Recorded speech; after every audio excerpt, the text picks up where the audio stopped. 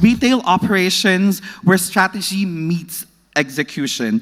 This convention brings together an amazing mix of leaders across operations, marketing, CRM, technology, visual merchandising, and innovation. Together, we will unpack how retail teams are connecting strategy to execution. And I know that all our panelists today are very excited to share their insights. So I guess let's start and keep the ball rolling. I'd like first to ask Aisha, in a fast-evolving market like the UAE, where consumers demand both innovation and personalization, what traditional retail practice have you had to unlearn to stay competitive? Hi, I'm Aisha. So thank you again for the question. Coming from Singapore, whereby retail market is actually quite dynamic, and actually coming to UAE, it's not really unlearning, it's more of learning what works within the market itself. What we do is to make sure that in the business that we're in, we adapt to what the customer requires. So if, let's say, we were to do something that doesn't make sense, then actually it doesn't work. So we should unlearn that instead. Yeah. Thank you. How about Aditya? Care to share your thoughts about the question? Yeah, so I've been here in the market for about 5 years, and I think there's a lot of things, predominantly with the advent of technology, that we are forced to unlearn. Speaking from the example of fashion retail, I think most of you who shop clothing would be aware that you would want to wear something which is coming new, right? You would not want to repeat your stuff season after season. Now, the way fashion used to work initially was a lot on data analytics, and that's why most of the companies ended up churning the same thing. What sold last year is what you'll get this year as well. With the advent of technology, ML, and particularly now AI, where AI can actually blend in the fashion forward forecast into the demand aspect of it, it makes a lot of sense now that the customer gets something which is fashion forward. So something that's kind of running on the runway today, you'll probably be able to see it in the stores in about 30 days, 10x cheaper than what a Gucci or a Prada is selling that. So I think there's a lot of things that kind of brings a whole new perspective, and there's a lot of things that we're forced to unlearn. We are not in a space where we can just keep on churning past seasons data and keep on buying the same thing. It changes a lot, and we're learning as we learn to change. Thank you. Absolutely. At the end of the day, it's still the customer that's at the heart of our business. Now, I'd like to get the perspective from the entertainment side. So can we hear it from Sharif? What are your thoughts about the question? Thank you, Daniel, for the question, and thank you, everyone, for having me today. The way I look at it, that we all need to adapt to the new technology taking place. Especially, I would talk from mall's perspective. If you look at how UAE is a mall culture demography, majority of the malls have realized that you require entertainment as an anchor, because so many experiences now are going digital. However, when it comes to entertainment, there are so many aspects you cannot replicate online yet. Let me take a small instance like a child's birthday. You will not be able to take that somewhere else. So this is just a glimpse of how I see it. And yeah, that's it for myself. Wonderful. Now, on technology, I'd like to hear from the representative from Zebra, Ahmed. What are your thoughts? Yeah, I would exactly say what he was saying, this mall approach, which you said, and entertainment is a big factor. I would come by the end of the question to it, because there's a differentiator between the on and offline world, and focusing on those is key. Very good. Now, Rachna, good afternoon. CRM today is moving beyond promotions to real-time personalization. How are you unlearning old loyalty models and relearning ways to build deeper, tech-enabled customer relationships?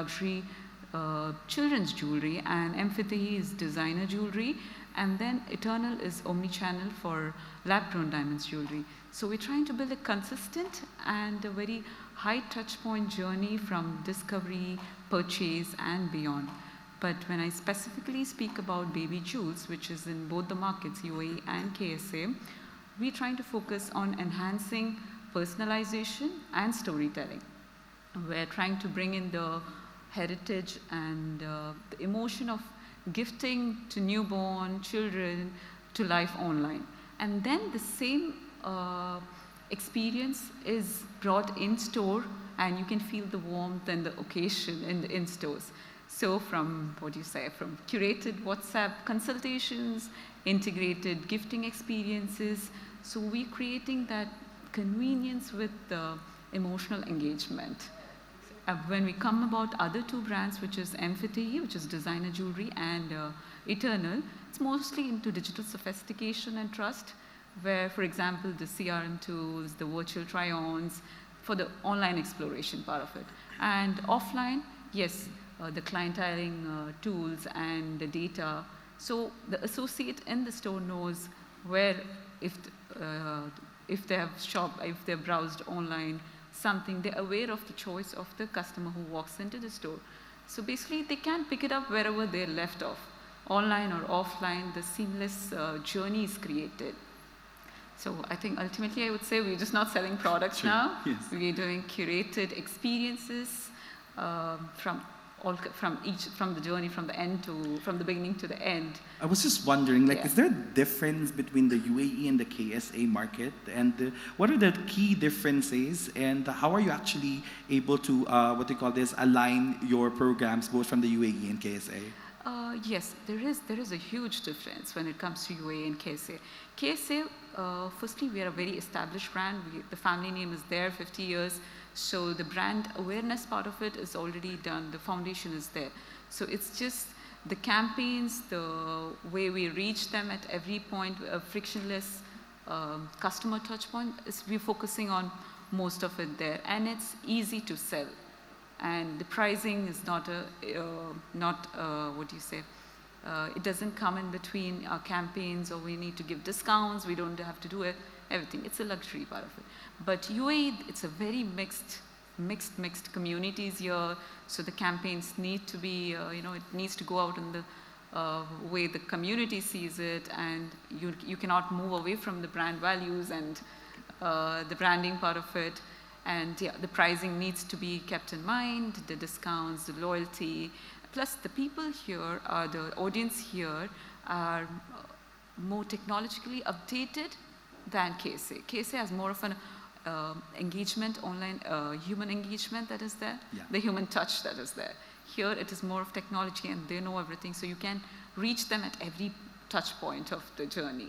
I feel for you, because it's something that we've experienced as well. We're actually a homegrown brand in the UAE, and we're trying to actually gain our presence in KSA, and we've seen massive difference when it comes to demographics and culture and all that. Thank you very much for those wonderful insights. Thank you. Now, let me hear from Mahmoud. Because yours is a different take. You've been in the retail industry, I believe, for a very long time. So I want to know, in the fashion retail industry, technology investments are only as effective as the culture that supports them. While many brands adopt new tools, the real challenge often lies in aligning teams and mindsets. How can retailers foster a culture of operational agility and seamless tech adoption across their organizations? Thank you, Daniel, and it's a pleasure being here actually with the great leaders to get some learnings. I would say that technology has been the key enabler for retail brands in how they are scaling online and offline. So if we pick up offline side, you will find technologies like heat mapping, AI-driven inventory management, and also as well the data analytics really help a lot of brands to how, in a scaling wise, on how to choose the store locations strategically as well, and in the same time on how to optimize layouts, how to understand customer behaviors, journey in stores at granular level in the beginning. This is very important. If we pick up even the online side, you will find AI personalization, virtual try-ons, and smart engines of recommendations, which we are actually have seen out of retailers are using that kind of technology in online channel. So this all actually help the brands to bridging the gap. So you can actually today you can see the offline experience in stores using the technology. It became very similar to being online. So you have actually this kind of combination between people interaction and technology both together. And this is what have been built actually today, the omni-channel, as a real 360 customer experience for retail sectors. So in my opinion, that aligning both worlds, using the data to understand a very consistent customer experience and customer journey through your channels, getting this integration happening, I think this is the major fact that all retailers need to look at today. So I think this is actually what has been fueling the sustainable growth today for retailers. Thank you. Thank you. Since you're next to Ms. Aisha, it's interesting because we were talking about technology and all that. Now, as visual merchandising manager, I believe, how has visual merchandising changed over the time with the technology being available now? Well, the technology has helped a lot, definitely. I mean, the traditional way how I would do it as a visual merchandiser is we would actually stay in the store for like a whole day and we observe customer, how they walk and how they actually interact with our fixture, with our product. But I mean, not just that, we also analyze instead of sales-driven data on like how many products versus like women versus men, like sunglasses versus eyeglasses. But with AI, it actually helps even into deep depth, whereby it even like identify like women, men category, like how many dwelling time, for example. So if I did a change, for example, 6 months ago versus now, there is a massive difference. So for example, if I were to change a fixture from right to left, maybe everyone will think, yeah, maybe it's just like, it doesn't make much of an impact. But actually with AI and with all the layout tool that I have, it actually has the data to support on actually why the sales is doing better and how we can actually replicate almost similar kind of idea in another store. But again, in visual merchandising, every store is different.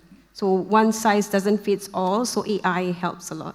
Absolutely. It's nice that you pointed that out. At the end of the day, display is all about human behavior still. You still have to understand how people respond to your visuals, and having that tool really helps a lot. Now, Aditya, with AI-driven demand forecasting becoming more common, how are you relearning planning and merchandising processes to be more real-time and customer responsive?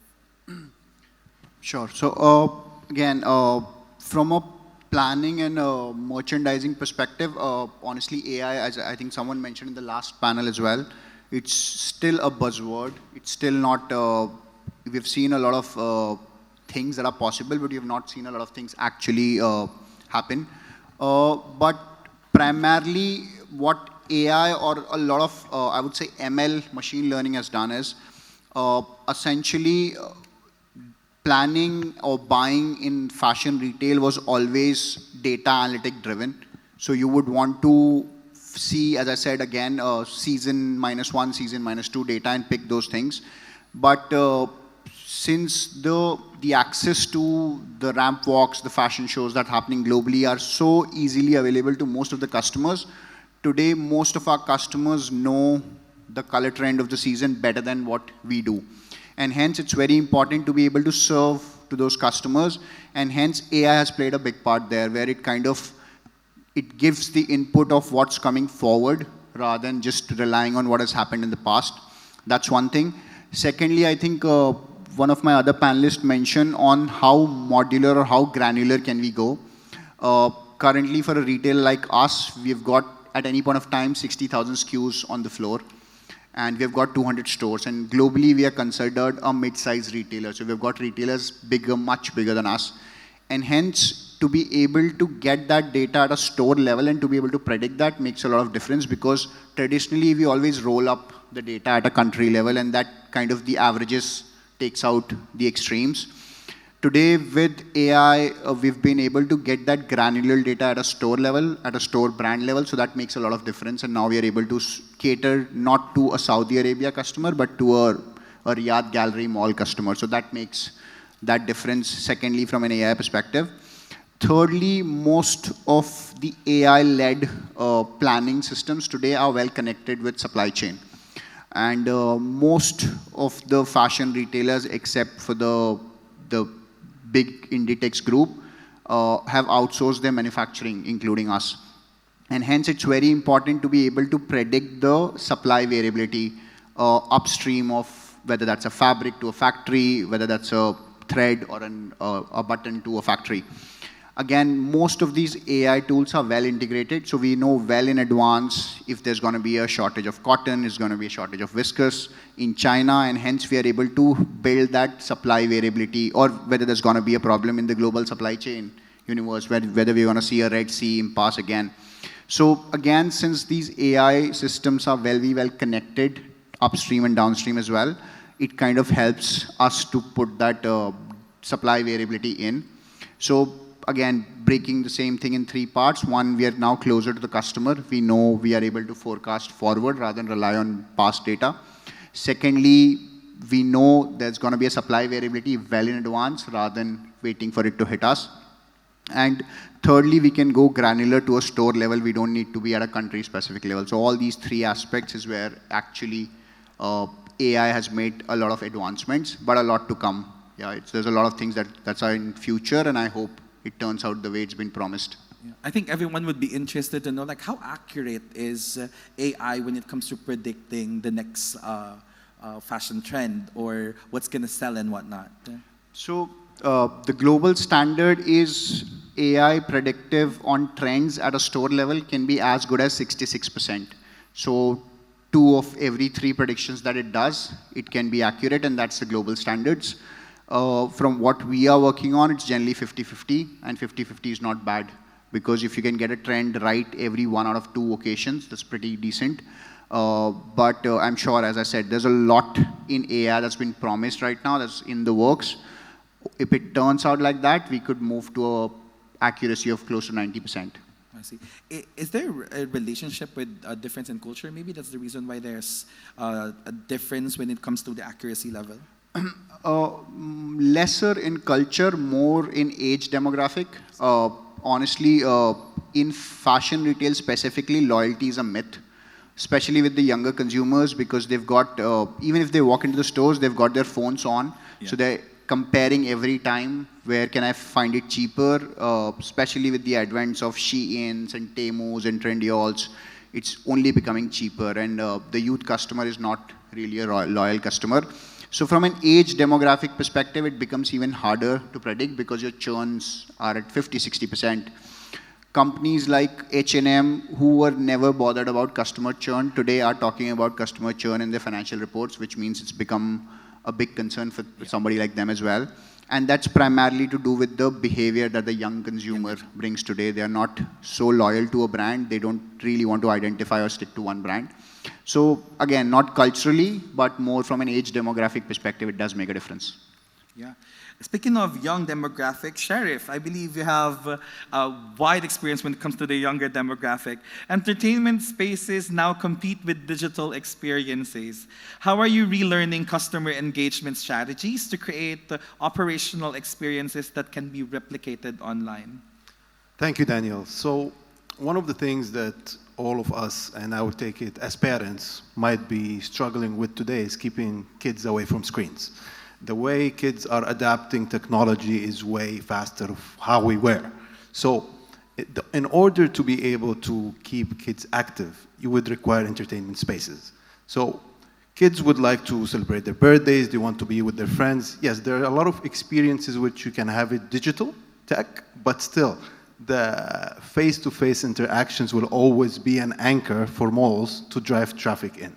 So when I'm talking about that, we try to keep kids away from the screens. You can ask them, you can put discipline, you can put time, but if you engage them correctly, they would really forget about their screen time. So let's say if they are climbing a wall or on a ropes course, or even when we try to make like at Glitch, for example, we have a combination of active adventure entertainment and tech-enabled. So we have recently introduced a laser tag arena, right?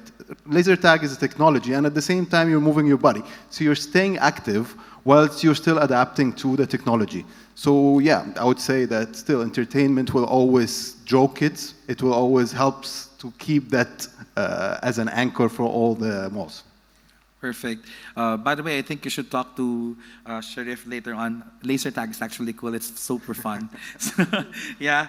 Now, we've been talking about technology, and I believe that, Ahmed, I think you're the person to actually speak with about technology. With retail leaders racing to boost operational visibility, how is Zebra helping retailers in the GCC turn real-time data into real-world action on ground? Very beautiful question. Thank you. So, in order to answer this, I would like to explain our sense, analyze, and act approach that we have at Zebra.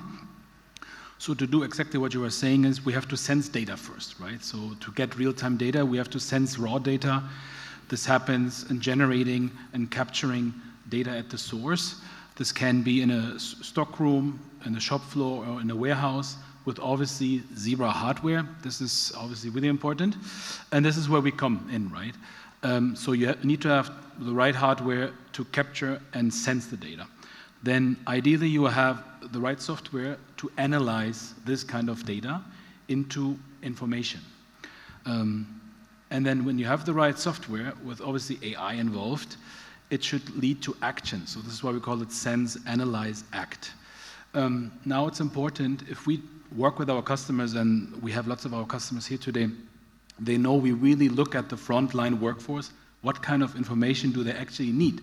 Because HQ and IT department, they have lots of fancy ideas, but are those information, these real-time information, actually useful for the frontline workers, right? And this is always what we do if we work with our customers, to really loop in the workforce in the store and to ask them, what kind of information would you like to get, right? Because those are the people that has to do the job at the end of the day. To just give you an example or a couple of use cases, one buzzword or technology that hasn't been mentioned so much today is RFID, because I think RFID combined with AI is a totally new weapon, right? So what we can do, for example, from a technology perspective is we have an RFID infrastructure in a shop, and we can give you a 24/7 live inventory of your, let's say, fashion items that you have in the store. And when customer A is coming into a Splash store, for example, let me say it like this, and they want to have this dress in this color and that size, the sales staff or the sales associate on the shop floor is able to tell the customer, we have this color, we have this size, we have this item on stock, or we have it not available, or if you want, you can go to this mall or this store and buy it there, or even better, I ordered for you and let it ship to your house, right? So I think like exactly what you were saying, Mahmoud, was combining online and offline world in one is sort of an approach that we see, and there's still room for improvement. But combining AI with RFID is a very beautiful use case. What do you think is the greatest challenge as to why some organizations find it difficult to integrate or to introduce technology in their businesses? Very difficult question, to be honest, but I will try to answer it in an easy way. I think there are different approaches. I think me coming from Europe, having different perspectives on those kind of things, I think one challenge is fluctuation, that you see that certain directors, VPs, decide, they have a vision, but they don't loop in the mid-management and the workforce in the shop. They go for technology or for a vision, but they don't think it end-to-end. I think this is a weakness, and we are all people, we do have our weaknesses, but I think this is something that I've observed. And the second thing is price orientation. I know pricing is challenging and inflation is tough on businesses, but being too price focused and buying always the cheapest solution is a challenge. And we say in German, who buys too cheap buys twice. Thank you for that. Now, in the current ecosystem where physical retail and digital commerce are blending faster than ever, how are you realigning operational strategies to deliver seamless omni-channel customer journey? Aditya, can you share your thoughts about this, please? Sure. I think what you mentioned, Emma, that RFID was the one word which was missing. Thanks for bringing it to the forum. Again, a lot of advent, and as I see it from a retail flow perspective, essentially, if at the core of it, you're managing 4 things. You're managing the stock, you're managing how visually your store's looking, of course, you're managing the customer, and you're also managing the staff, because most of the retail organizations are very manpower heavy. From a stock perspective, RFID is the biggest technology, and RFID of course, tells where the stock is, but it also helps in reducing shrinkages, because a lot of big retailers suffer from a lot of shrinkages. They have all these pilferages all the time. So one, it does it, if a customer is looking for something, it of course tells that you can have this in this store, but I've got a color of this online, and I've got a color of this in the store next to this, but it also helps keep a check on the pilferages. From a customer perspective, one, to be able to have the data of the consumer, and as I say, personalization. So today, a lot of retailers are using personalization, and as soon as you walk into a store, the retail staff knows what you've bought in past, what's the value that you buy, what's your frequency, and they can adapt their communication accordingly. So that's the customer piece that kind of gets tangled in with AI or technology for that matter.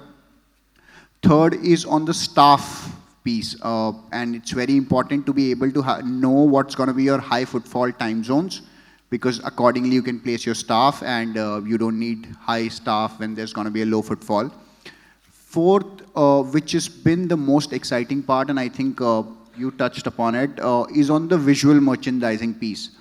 A lot of traditional fashion retailers have not been so technology heavy on visual merchandising, but it does make a lot of difference.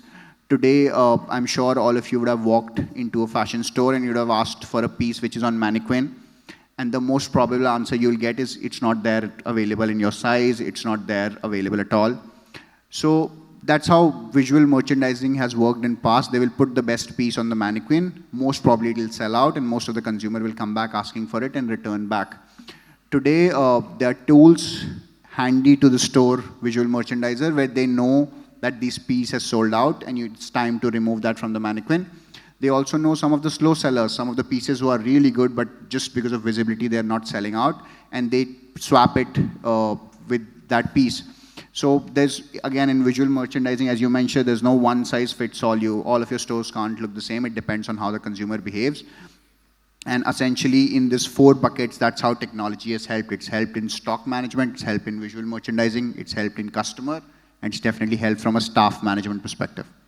Thank you. Let's look at it from a more luxury type of business. Huzaifah, how do you do that? How do you blend it faster, physical and digital? How do you make sure that it's streamlined? So adopting technology in luxury retail might sound innovation, but not all technology adds value in luxury. So for us, the distinction is very simple. So if it enhances the personalization, speeds up our service, and adds that human touch, yes, it's enabling. Otherwise, if it adds layers of clarity and it's unclear both to the customer and to the employee, it's a noise. So I would say the technology is not complicated for us if it is not shown to the customers. But it's powerful behind the scene. The CRM tools, just like Aditya was speaking, it's one of the examples, and the virtual try-ons, that's another example that I would say, yeah. Yeah, definitely. Technology is not necessarily a one-size-fits-all. It really depends on the requirement and how you're able to actually reach your customers better. Now, Rachna, I'd like to speak about collaborations among different departments. Can you share a moment where breaking down silos unlocked major business impact? Because I know a lot of issues in the business actually rises from silos from different departments. Absolutely. So this takes me back to one of my previous stints where we were working in the month of November, which is probably the biggest month in terms of retail perspective, which is Black Friday. And we were all given individual channel KPIs. We were asked to track it on a daily basis and all of that. And as we started, we were faring pretty well. But after a point, maybe 10 days in, the engagement plateaued.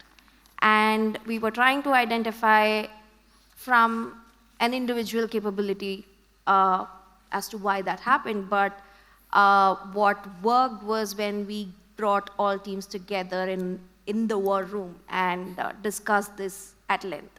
So for example, we had the merchandising team tell us the best-selling categories, best-selling brands, best-selling products.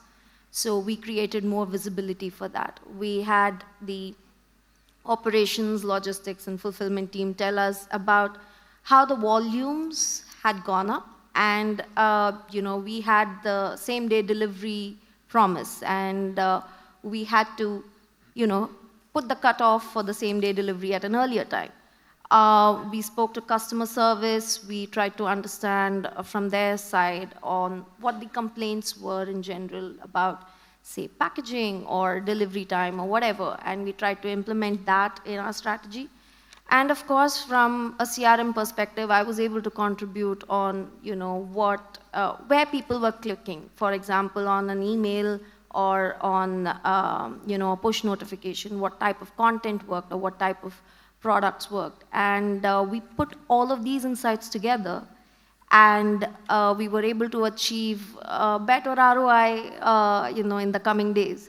So yeah, working in silos, of course, most teams struggle with that, but working together and getting these insights into actionable tasks, that's more important in today's time. Thank you very much, Rachna. We've been talking for forever now, and I didn't notice that's actually 3 minutes to go. So I just have one final question, and I wish that everyone could share their insights about it. So what advice would you give to retail leaders struggling to bridge the gap between the big picture vision and the frontline action? Maybe we can start with you. Which you? That's Sorry. Okay, first I need just to pick up a couple of points. Thank you, Sharif, for keeping kids away from screens, because actually you are killing one of the best categories that we have in optical, which is a blue lens. So I think you agree with me. To be honest, I would love to speak about something which is very major in technology and retailing operations specifically. And I think this is going to be the very big disruption for retail operations in future, where we are actually neglecting the store teams to keep them out of being in digital process implementation and all. So I would say that you have to create something like the culture of operational agility in stores, where you have to consider your team to be part of the process, and then this will actually enforce and empower your team to be the ambassadors of the change instead of resisting it. Because this, I think, it's one of the things that I have witnessed for the last 5-6 years in different groups. And I think we are completely focusing on how to implement and getting some advanced technologies on hand, but we have neglected the entire team that they don't have even any idea about the digital, apart from being on social media and mobile phones. So. The second point is that I would say that in retail operations, when it comes into advanced technology, I think we have to be careful about connecting the both worlds, as I said, because again, everyone is talking today as an omni-channel, as a one piece, with ignoring customers to be at a forefront mindset. So customers never been involved in any kind of designs or IT implementations.